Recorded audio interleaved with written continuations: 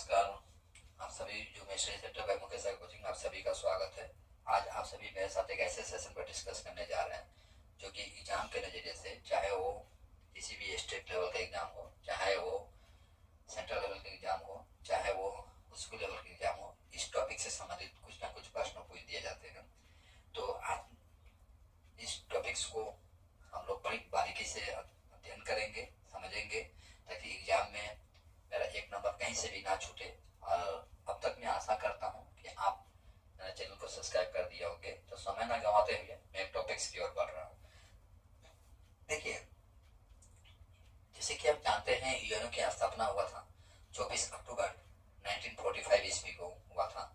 तो यूएनओ की स्थापना के पश्चात ऐसे बहुत सारे अंतर्राष्ट्रीय स्तर की संस्था का गठन होता है जो कि विश्व स्तर पर अपना कार्य करती हैं और वर्तमान में करते आ रही हैं। तो देखिए, उसी में से एक था यूएनएचआरसी, यूं कह लीजिए इसको इंग्लिश में United nation human right commission के नाम से जाना जाता है।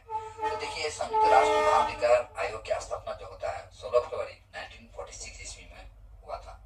इसका मुख्य उद्देश्य संसार के मानव समाज को अधिकारों की सुरक्षा करने के उद्देश्य से ही यूएनएचआरसी आयोग की स्थापना हुआ था।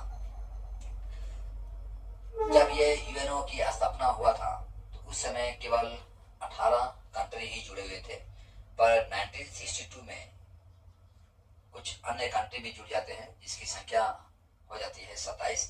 और 1990 के 90 में आपका इसकी कुल सदस्य राष्ट्रों की संख्या हो जाती है 53। मानवाधिकार आयोग के सदस्यों 3 वर्ष के लिए निर्वाचित होते हैं। सदस्य संख्या के आधार पर आयोग अपना निर्णय लेता है। 10 दिसंबर 1948 को 48 सदस्यीय राष्ट्रों के समर्थन से मानवाधिकार आयोग घोषणा पत्र पारित करता है। इसलिए 10 दिसंबर के दिन ही मानवाधिकार दिवस के रूप में मनाया जाता है। इसका मुख्य कार्यालय आपका स्विट्जरलैंड का जेनेवा में है। तो इस हिसाब से देखें, यहाँ से कई इंपॉर्टेंट प्रश्न निकल के आते हैं आपका, कि जैसे कि यूएनएचआरसी का गठन कब होता है, ठीक है, इसका फुल नाम क्या है, मानवाधिकार दिवस कब मनाते हैं और इसका हेडक्वार्टर कहाँ है। अब तक हम लोग यहाँ तक पढ़ चुके हैं। तो मानवाधिकार आयोग संपूर्ण राष्ट्र को 5 भागों में बांटा है, वह भी सीट के आधार पर। देखिए, अफ्रीका से इसको 13 सीट प्राप्त होते हैं, एशिया से 13 सीट प्राप्त होता है, लैटिन अमेरिका और कैरेबियन से 8 सीट, पश्चिम यूरोपीय से 7 सीट और पूर्वी यूरोपीय देश से 6 सीट। और इस परिषद का कार्यकाल 3 साल के लिए होता है। जब भी कोई फैसला लिया जाता है तो इसे 2/3 मेजोरिटी से पास करना पड़ता है। यह आयोग मार्च, जून और दिसंबर महीना में, यानी वर्ष में 3 सत्र बुलाता है, परंतु ये जरूरी नहीं है कि ये 3 सत्र ही बुलाए। 3 से ज्यादा सत्र बुला सकते हैं इमरजेंसी के दौरान। अच्छा, देखिए, संयुक्त राष्ट्र मानवाधिकार आयोग जो है, इसके फैसले को जो यूएनओ हो, जिसमें यूएनओ में 5 मुखिया है, 5 मुखिया में से रूस, आपका अमेरिका, ब्रिटेन, फ्रांस और चाइना है, जिन्हें वीटो पावर प्राप्त है। ये चाहे तो इसके फैसले को ना मान भी सकते हैं। ये यूएनएचआरसी जो है, यूएनओ के जो 5 परमानेंट मेंबर है, उनको अपने फैसला मनाने के लिए बाध्य नहीं भी कर सकते हैं। ये केवल अपने तरफ से सुझाव दे सकते हैं, परंतु बाध्य करने का ऐसा प्रावधान नहीं है। ये अपने फैसलों को मनाने के लिए विश्व के किसी देश को भी बाध्य नहीं कर सकते हैं, ठीक है। तो इस तरह से आप समझ लिए यूएनओ क्या होता है, यूएनओ में आपका यूएनएचआरसी का अधिकार क्या होता है। अब देखिए, मैं आगे की तरफ बढ़ता हूँ। अभी आप मोटे तौर पर ये समझ लिए कि संयुक्त राष्ट्र मानवाधिकार आयोग जो है विश्व स्तर पर काम करता है, लेकिन इसका एक और मिनी ब्रांच भी होता है जो कि हर कंट्री में होता है, विश्व के हर कंट्री में होता है। तो देखिए, भारत में भी अगर देखा जाए तो भारत में 24 सितंबर 1993 ईस्वी में राष्ट्रपति ने एक अध्यादेश जारी किया था, जिसके आधार पर राष्ट्रीय मानवाधिकार आयोग का गठन किया गया है और जनवरी 1994 ईस्वी में विधेयक पर राष्ट्रपति महोदय हस्ताक्षर करते हैं और ये कानून बन जाता है, जिसके तहत मानवाधिकार आयोग की स्थापना होती है। और इसका भी उद्देश्य जो है United nation human right commission की तहत ही होता है। इसका भी मूल उद्देश्य ये होता है, अपने राष्ट्र में अल्पसंख्यकों के ऊपर में यदि कोई अत्याचार हो या उसके अधिकारों का हनन हो तो उसको अधिकारों के लिए ये सरकार के सामने एज ए प्रवक्ता के तौर पर कार्य करता है और जो याचक करता है उनको सुप्रीम कोर्ट, हाई कोर्ट जाने का मार्ग दिखाता है अपने अधिकारों को लेकर। ठीक है, तो देखिए इसके जो सदस्य कमेटी जो बनते हैं, इस कमेटी में सदस्यों की कुछ योग्यता चाहिए, कुछ क्राइटेरिया रखा गया है। उस क्राइटेरिया पर मैं थोड़ा डिस्कस करना चाहूंगा। तो देखिए, जो सुप्रीम कोर्ट के जो रिटायर्ड जज होते हैं, ये नेशनल ह्यूमन राइट कमीशन, ठीक है, अब तक हम लोग संयुक्त पढ़ रहे थे, अब नेशनल होगा, सिर्फ संयुक्त को हटा दीजिए। अब मैं हर स्टेट, यानी स्टेट बोले तो पॉलिटिकल साइंस में स्टेट मीन्स कंट्री, ठीक है, तो हर कंट्री में इसका एक मिनी ब्रांच है, उस ब्रांच के ऊपर मैं डिस्कस कर रहा हूँ। तो स्टेट बोले तो आप स्टेट मतलब राज्य मत समझ लीजिएगा। तो देखिए, हर कंट्री में इसका एक जो मिनी ब्रांच है, उसके सदस्य होने के लिए कुछ योग्यता चाहिए, कुछ क्राइटेरिया है, किस आधार पर इसके सदस्य का गठन होता है।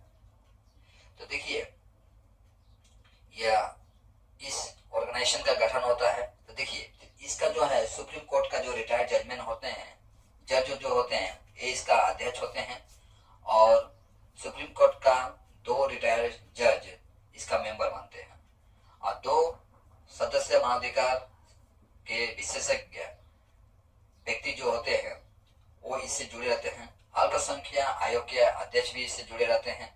अनुसूचित जाति और अनुसूचित जनजाति के राष्ट्रीय आयोग का अध्यक्ष भी इससे जुड़े रहते हैं। राष्ट्रीय महिला आयोग का अध्यक्ष भी इससे जुड़े रहते हैं। तो अब तक आप जान लिए ये राष्ट्रीय स्तर का। अब हम बताऊंगा आपको राज्य स्तर का या स्टेट लेवल का। तो देखिए, स्टेट लेवल का जो होता है आपका, ये जो ह्यूमन राइट कमीशन जो बनता है, इसका जो मुखिया होता है, उस स्टेट का जो मुख्यमंत्री जो होते हैं वो इसका क्या बनते हैं, मुखिया होते हैं, ठीक है, जिसको SHRC के नाम से हम लोग जानते हैं। SHRC बोला तो S for state, H for women, R for right, C for commission, यानी ह्यूमन राइट कमीशन। तो इसके जो सदस्य जो होते हैं, सदस्यों का नियुक्ति जो होता है गवर्नर करते हैं, परंतु सदस्यों को बर्खास्त करने का अधिकार गवर्नर का नहीं होता है, बल्कि राष्ट्रपति के पास होता है। ठीक है, तो ये क्या करता है, जो स्टेट लेवल का ह्यूमन राइट कमीशन जो होते हैं वो एनजीओ को बढ़ावा देता है और एनजीओ को प्रोत्साहित भी करता है। एनजीओ कहा जाए तो नॉन गवर्नमेंट ऑर्गेनाइजेशन, ये समाज में या अपने राज्य में या अपने देश में वेलफेयर काम करती है। ठीक है, अच्छा देखिए, राज्य मानवाधिकार आयोग जो है 1 वर्ष से कम किसी मामले पर क्या कर सकती है, अपना फैसला सुना सकती है या विचार प्रकट कर सकती है, परंतु 1 वर्ष से पश्चात यदि कुछ ऐसे मुद्दे हो उस पर यह अपना फैसला नहीं सुना सकती है। दूसरा कंडीशन इसका यह है, यदि किसी फैसले पर यदि मान लीजिए सुप्रीम कोर्ट, हाई कोर्ट या डिस्ट्रिक्ट कोर्ट फैसला कर रही है तो उसमें ये इंटरफेयर नहीं कर सकती है, इसका अधिकार के तहत नहीं आएगा। ठीक है, तो इसके अभी देखिए, राष्ट्रीय मानवाधिकार आयोग जो है, आयोग जो 1993 के तहत पर डिस्ट्रिक्ट में मानवाधिकार न्यायालय की स्थापना का प्रावधान है। दूसरी ओर इसके फैसले को मानने के लिए राज्य सरकार हो चाहे केंद्र सरकार हो, बाध्य नहीं है। ये जैसे कि मैं आपका UNHRC मानवाधिकार आयोग का जो नीतियां था, जैसे कि ये अपने फैसले को पूरा विश्व के अन्य देशों को मानने के लिए बाध्य नहीं कर सकते हैं, उसी तरह से स्टेट ह्यूमन राइट कमीशन का भी जो प्रावधान है कुछ उसी तरह से मिलता जुलता है। कहने का मतलब ये कि ये भी जो फैसला लेते हैं वो ना ही राज्य मानने के लिए बाध्य है और ना ही केंद्र सरकार मानने के लिए बाध्य है। तो इसके सदस्य जो होते हैं, इसके सदस्य का भी कुछ प्रावधान है। इस प्रावधान में देखा जाए तो देखिए, पहला नंबर यह है कि इसके जो सदस्य होते हैं उनको सरकारी कुछ ऐसे पद पर नहीं आसीन होना चाहिए जिससे उनको लाभ की प्राप्ति होती है। दूसरा नंबर, जो इसके सदस्य बनते हैं उनको किसी भी अपराध में शामिल नहीं होना चाहिए। तीसरा नंबर, जो इसके सदस्य बनेंगे उनको शारीरिक रूप से सक्षम होना चाहिए। चौथा नंबर, जो इसके सदस्य बनेंगे उनको मानसिक रूप से स्वच्छ होना चाहिए, यानी सक्षम होना चाहिए।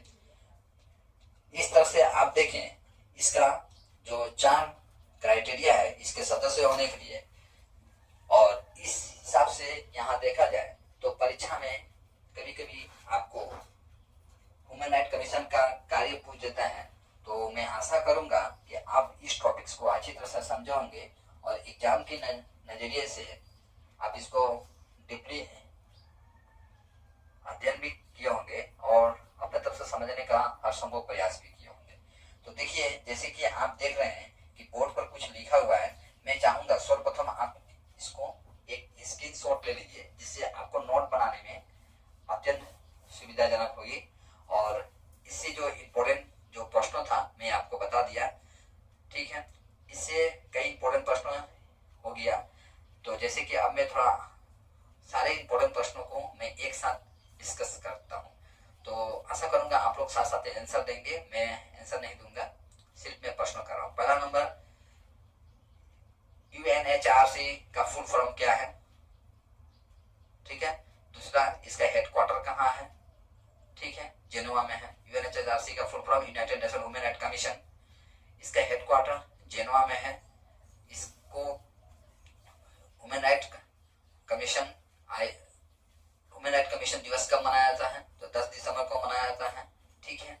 वर्तमान में इसके सदस्य कितने थे, 18 थी, ठीक है। वर्तमान में अभी वर्तमान में कितने कंट्री इसके साथ जुड़े हुए हैं, तो 53 कंट्री जुड़े हुए हैं, ठीक है। यहाँ पर देख लीजिए 53 कंट्री जुड़े हुए हैं। अच्छा, इसके सदस्य जो होते हैं, इन सदस्यों का कार्यकाल कितने साल के लिए होता है, तो 3 साल के लिए होता है। जो राष्ट्रीय मानवाधिकार आयोग होते हैं उसकी अध्यक्ष कौन होता है, तो सुप्रीम कोर्ट का रिटायर्ड जज होते हैं, वो उसका क्या होते हैं, अध्यक्ष होते हैं। वहीं स्टेट ह्यूमन राइट कमीशन, जो राज्य स्तर के जो ह्यूमन राइट कमीशन होते हैं, उसका अध्यक्ष कौन होता है, तो उस राज्य का मुख्यमंत्री, ठीक है, उसका मुखिया होते हैं, प्रधान होते हैं। और स्टेट ह्यूमन राइट कमीशन के सदस्यों का नियुक्ति कौन करता है, तो गवर्नर करता है। स्टेट ह्यूमन राइट कमीशन जो होते हैं उनको सदस्य जो होते हैं, उनके सदस्य जो होते हैं, उनके सदस्यों को बर्खास्त करने का अधिकार किसके पास है, राष्ट्रपति के पास है, ठीक है।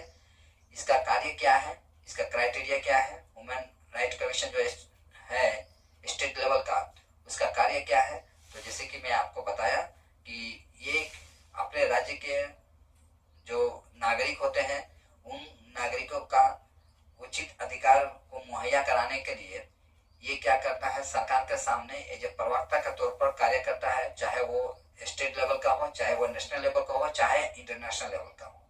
कुल मिला के विश्व के जो मानव के अधिकारों को दिलाने में अपने तरफ से हर संभव प्रयास करता है। उनके राज्य हो चाहे उनके देश हो, ये जो संस्था जो है उन देश राज्य की सरकारों के सम्मुख है, उनके अधिकार से जुड़ी मुद्दे पर बेतुक होकर सवाल जवाब करता है, परंतु ये सरकार को बाध्य नहीं कर सकता है। इस चीज को आप ध्यान रखिएगा, ये सरकार को बाध्य नहीं कर सकता है। सरकार भी इसके फैसलों को मानने के लिए बाध्य नहीं है। हाँ, एक सुझाव अपने तरफ से दे सकता है, सरकार माने चाहे ना माने, ठीक है। तो मैं आशा करूंगा आपको इस टॉपिक से संबंधित सारे प्रश्नों या जो डाउट होंगे क्लियर हो चुके होंगे अब तक। तो आज का क्लास जो है मैं यही समाप्त करता हूँ। और इंटरनेशनल जो मैं टॉपिक्स चला रहा हूँ, यूएनओ का जो टॉपिक्स चला रहा हूँ, उसमें से ये 5वां नंबर वीडियो है। और लास्ट एक और वीडियो आपको आएगा जो कि उसके पश्चात है आपका यूएनओ का जो सिलेबस जो है वो कंप्लीट हो जाएगा। ठीक है, तो आज का क्लास मैं यही समाप्त करता हूँ।